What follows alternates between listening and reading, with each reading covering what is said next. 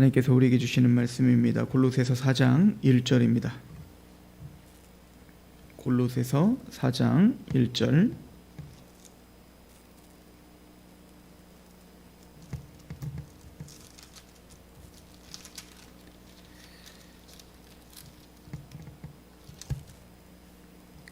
상전들아, 의와 공평을 종들에게 베풀지니 너희에게도 하늘의 상전이 계심을 알지어다.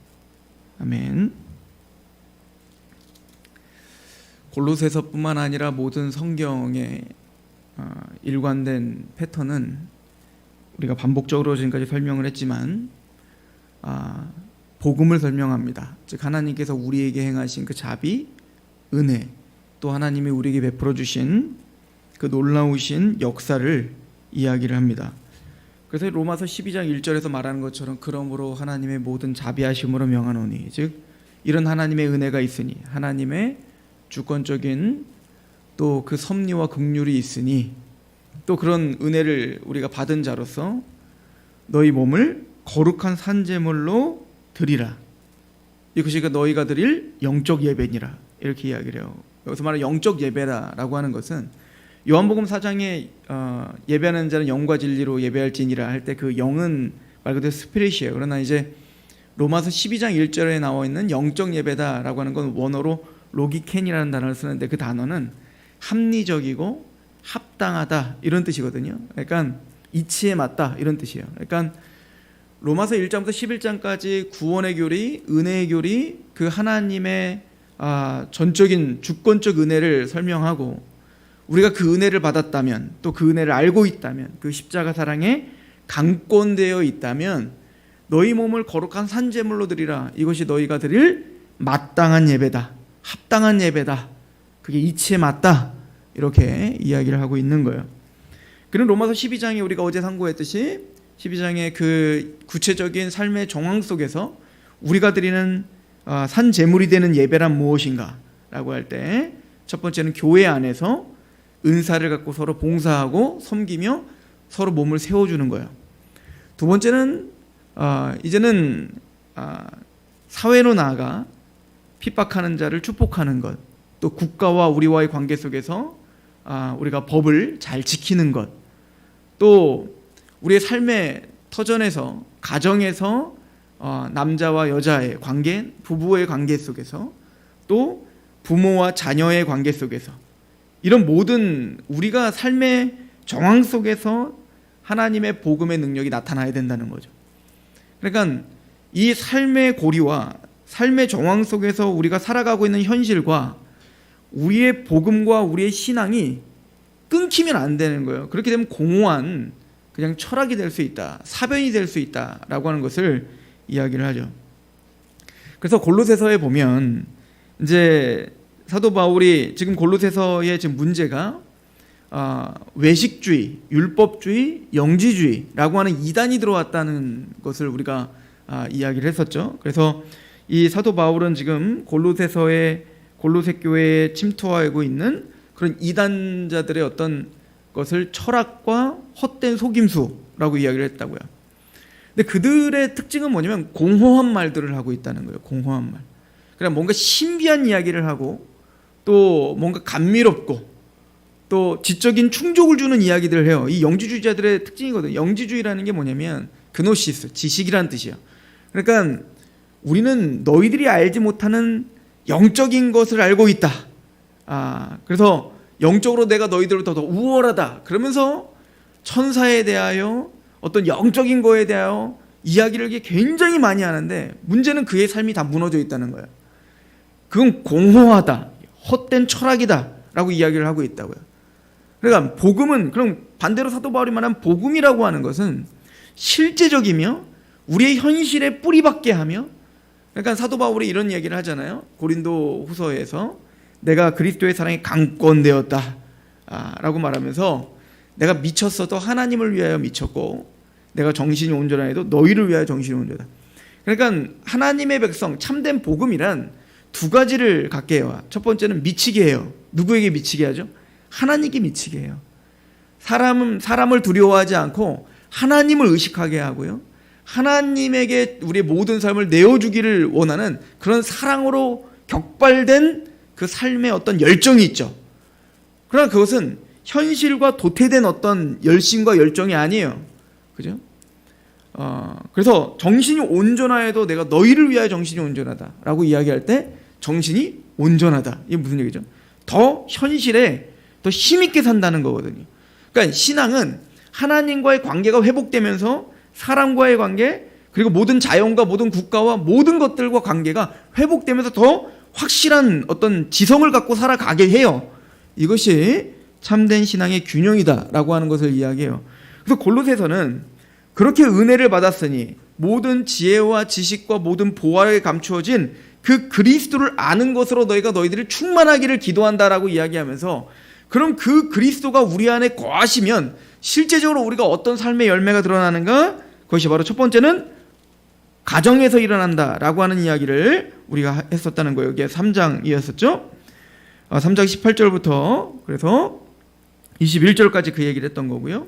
그리고 더 나아가 이제 가정에서 하나님과의 관계가 회복된 하나님의 부부가, 또 부모 자녀 간의 관계가 회복된 그 가정이 더 나아가서 어떻게 된다? 바깥으로 돌출하여 이제는 사회에, 우리가 학교를 다니든 직장을 다니든 또 사회생활하는 모든 전반에 영향력을 끼치게 된다. 그래서 22절부터는 종들아 모든 일에 육신의 상전들에게 순종하되 사람을 기쁘게 하는 자와 같이 눈가림만 하지 말고 오직 주를 두려워함으로 성실한 마음으로 하라. 그러니까 우리는 사람을 의식하며 사는 사람들이 아니라 오늘 공부를 해도, 하나 일을 해도, 자녀를 키우더라도 하나님 앞에 내가 순종한다는 마음으로 그 사람의 앞에 서 있어라. 이것이 예배인 거예요. 이게 삶의 예배인 거죠. 그리고 오늘은 바로 상전들에 대하여 이야기합니다. 4장 1절에 상전들아 의와 공평을 종들에게 베풀지니 너희에게도 하늘의 상전이 계심을 알저다. 이거는 대단히 중요한 메시지죠. 그러니까 우리 모두에게 이야기를 하는 거예요. 사실은 우린 모두 다 우리의 삶의 상전으로 살고 있잖아요. 내가 하고 싶은 대로 하며 살잖아요. 그죠? 우리 아모스서를 잠깐 가보겠습니다. 이스라엘이 실수했었던, 놓쳤던 그들의 외식이 무엇이었나? 그들이 멸망할 수밖에 없었던 것이 무엇이었나? 북이스라엘의 이야기인데요. 아모스서 4장 1절부터 사마리아의 산에 있는 바산의 염소들아 이 말을 들으라. 너희는 힘없는 자를 학대하며 가난한 자를 납치하며 가장에게 이르기를 술을 가져다가 우리로 마시게 하라 하는도다. 주 여호와께서 자기의 거룩함을 두고 맹세하시되 때가 너희에게 이를지라 사람이 갈고리로 너희를 끌어가며 낚시로 너희의 남은 자들도 그리하리라. 너희가 성 무너진 데를 통하여 각기 앞으로 바로 나아가서 하르몬에 던져지리라. 여호와의 말씀이니라.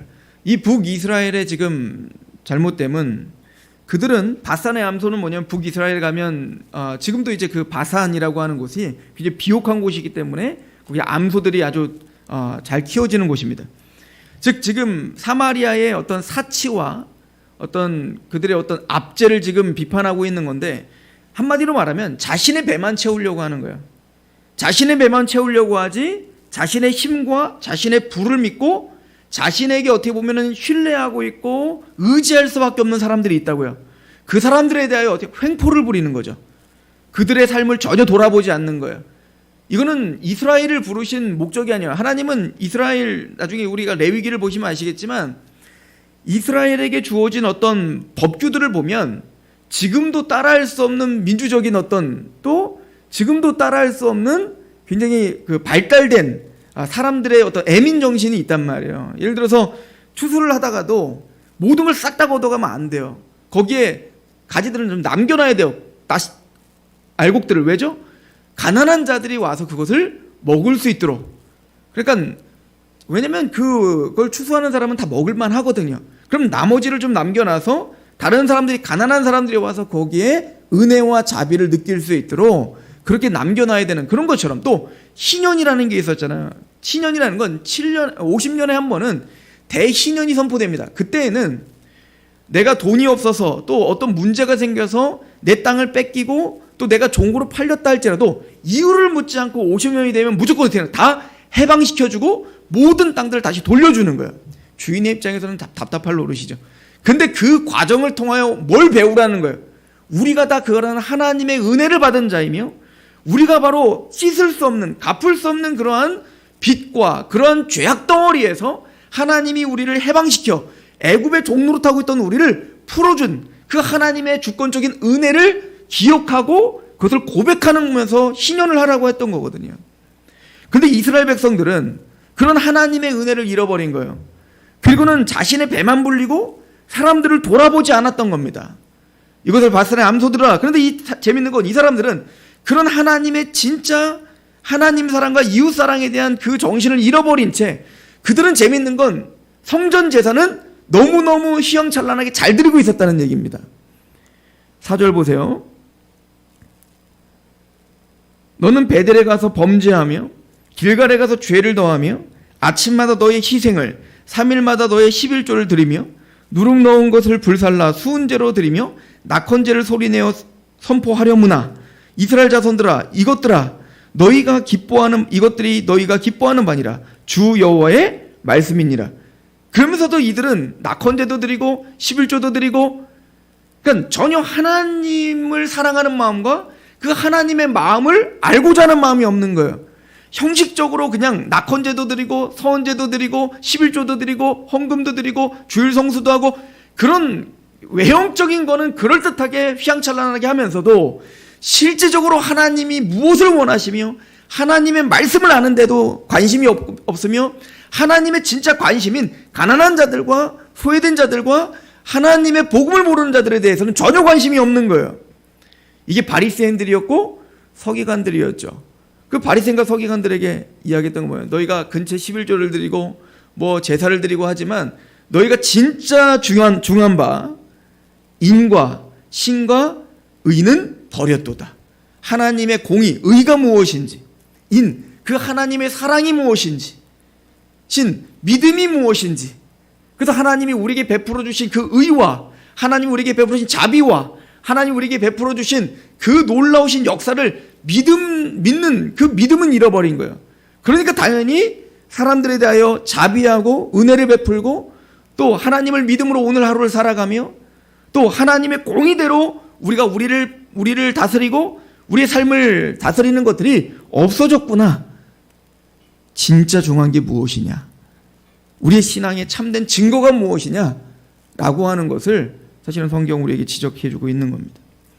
그래서 상전들에게도 이야기를 하는 거예요. 의와 공평으로 종들에게 베풀지니 너희에게도 하늘의 상전이 계심을 알지어다. 우리 인생의 주인은 종이 그러니까 그 당시에 노예제도가 있을 때 노예가 내 마음에 들지 않는 행동을 했을 때 그것에게 벌을 가하는 자신을 바라보면서 우리 모습을 보라는 거예요. 우리의 모든 소유, 우리의 모든 건강, 우리의 모든 시간, 우리의 모든 인생이 하나님의 것이라는 것을 인정하라. 그 하나님의 것이라는 걸 인정하고 우리의 상전, 우리의 왕, 우리의 주인이 하나님이라는 걸 인정하며 오늘 하루 그 사람을 대하고 또 그 일을 대하며 그 말을 하라 이 얘기인 거죠. 그러니까 오늘 만나는 그 사람, 그 모든 일도 우리의 상전이신 하나님이 잠깐 우리에게 맡겨주신 사람이며 맡겨주신 일이며 맡겨주신 유업일 뿐이지 궁극적으로는 내 것이 아니라는 거예요. 하나님의 것이에요. 나를 통하여 그 사람을 먹이게 한 거고 나를 통하여 그 사람이 삶을 살게 한 거고 나를 통하여 그 일을 하나님의 대신하여 오늘 사는 것뿐이지 우리의 상전은 하나님이심을 알고 겸손히 그 일을 감당하라.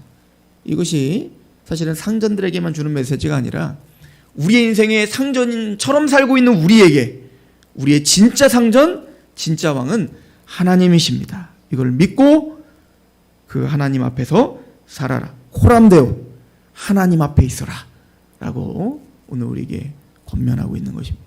기도하겠습니다. 하나님 아버지 너무나 감사합니다. 복음이 말로만 선포되지 않게 하시옵소서. 복음이 우리의 삶을 또 우리의 감정을 우리의 의지를 주장하게 하시옵소서.